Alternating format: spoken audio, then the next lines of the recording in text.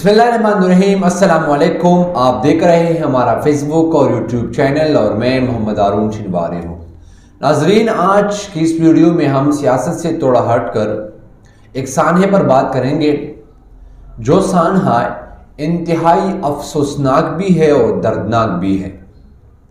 ناظرین، میں کل رات سے سوچ رہا تھا کہ سانحے پر ایک ویڈیو بناؤں اور آپ کے ساتھ شیئر کروں، لیکن میرا دل یہ نہیں مان رہا تھا کہ اس سانحے پر ویڈیو بنایا جائے، کیونکہ اس کے اندر جو ویڈیوز اور فوٹیج ہے وہ انتہائی دردناک ہے اور وہ انتہائی شرمناک ہے، اور وہ اس لیے کہ پاکستان کے اندر بھی ایک صوبائی وزیر ایسا کام کر سکتا ہے، پاکستان کے اندر بھی ایک انسان ایسا کام کر سکتا ہے، پاکستان کے اندر بھی ایک مسلمان ایسا کام کر سکتا ہے۔ ایک زمانے میں جو ہے وہ صرف ایک فرعون ہوا کرتا تھا، تو دوسری زمانے میں کوئی اور نمرود ہوا کرتا تھا، کسی زمانے میں جو ہے وہ ایک ظالم ہوا کرتا تھا، تو کسی زمانے میں ایک جابر ہوا کرتا تھا۔ لیکن آج کل کے زمانے میں ہر کوئی جس کے پاس پاور ہے، جس کے پاس اقتدار ہے، جس کے پاس تھوڑا سا جو ہے وہ اقتدار کا نشہ ہے، وہ نمرود، فرعون، جابر اور ظالم بنا ہوا ہے۔ کل جو سانحہ ہوا اس کے بعد نہ زمین پھٹی اور نہ آسمان گرا۔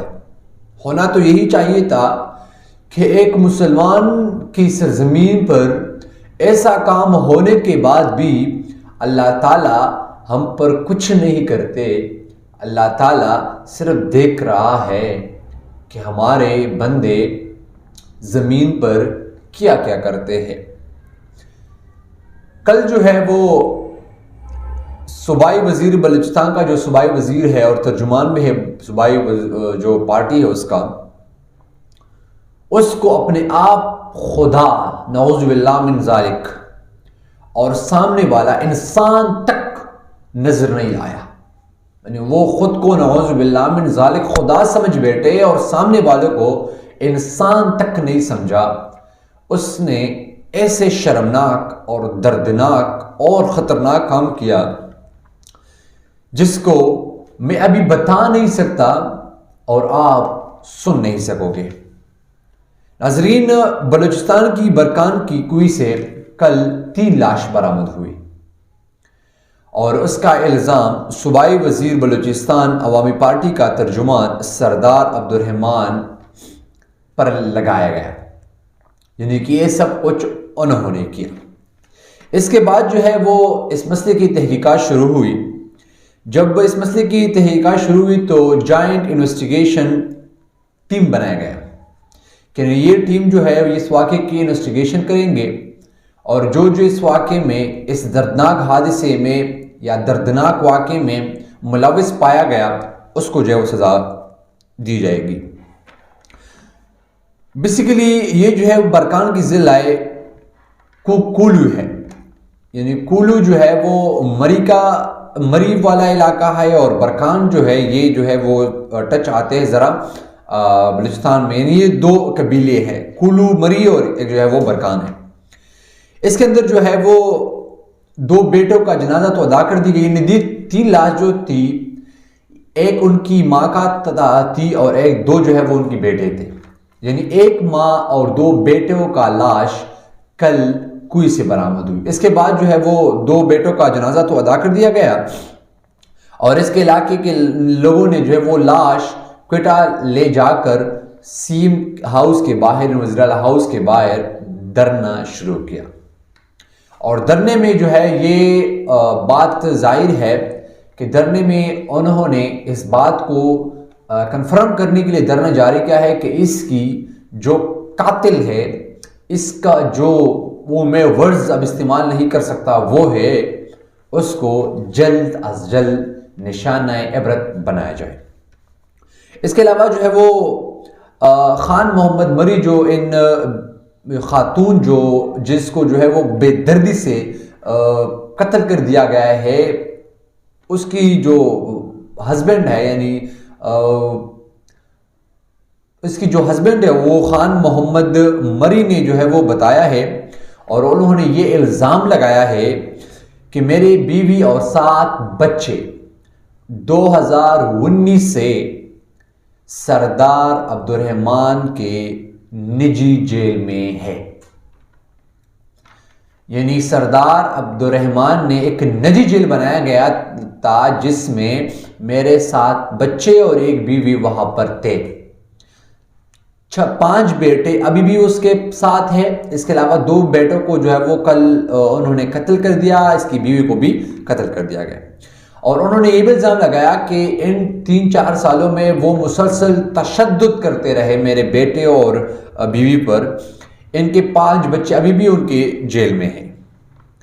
اب جو باب پارٹی کا ترجمان ہے یعنی ایسے تکڑا ترجمان جو کھلے عام لوگوں کو مارتے ہیں، پیٹتے ہیں، تشدد کرتے ہیں، نجی جیل بنایا اپنے لیے، اس نے جو ہے بتایا ہے کہ قتل میں نے نہیں کیا، یہ سب سازش ہے، نجی جیل میرا ہے ہی نہیں. جو 2014 سے مجھ پہ یہ الزام لگایا جا رہا ہے کہ اس کی نجی جیل ہے، میرا نجی جیل ہے ہی نہیں.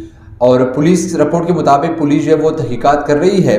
جب بھی کوئی رپورٹ سامنے آئیں گی تو اس پر جو ہے وہ بات کریں گے. لیکن اس سب میں جو ہے وہ کل ایک ویڈیو وائرل ہوئی.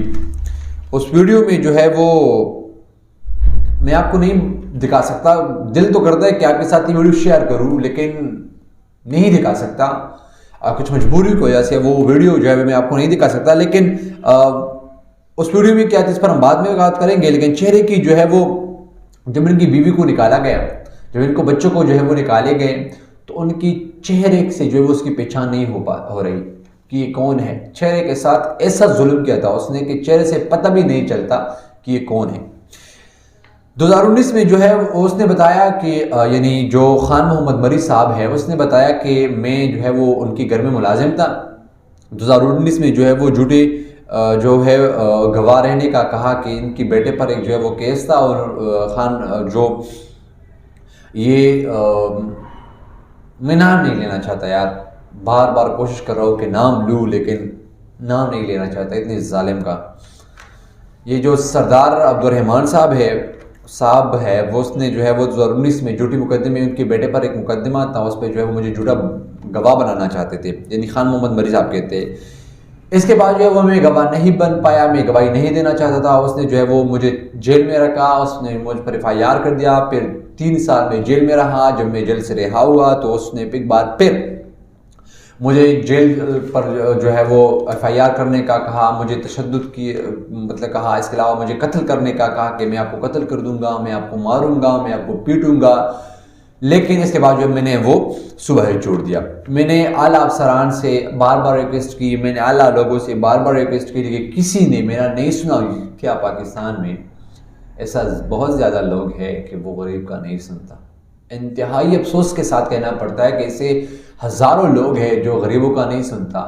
جس کے پاس پیسے ہو، جس کے پاس طاقت ہو، جس کے پاس پاور ہو، وہ سب کچھ ہے، وہ سب کچھ کر سکتے ہیں، ان کا سب سنتے ہیں. اس کے علاوہ جو ہے وہ ان خاتون کی کل ایک ویڈیو وائرل ہوئی. اس ویڈیو میں جو ہے وہ اس نے قرآن ہاتھ میں رکھا ہے. قرآن ہاتھ میں رکھ کر مرنے والا جھوٹ بول سکتا ہے؟ قرآن ہاتھ میں رکھ کر کوئی جھوٹ بولے گا؟ کوئی ایسا مسلمان ہے جن کے ہاتھ میں قرآن اور وہ جھوٹ بولے گا؟ ایسا ناممکن ہے، ایسا ہو نہیں سکتا یار کہ آپ کے ہاتھ میں قرآن اور آپ جھوٹ بول رہے ہو.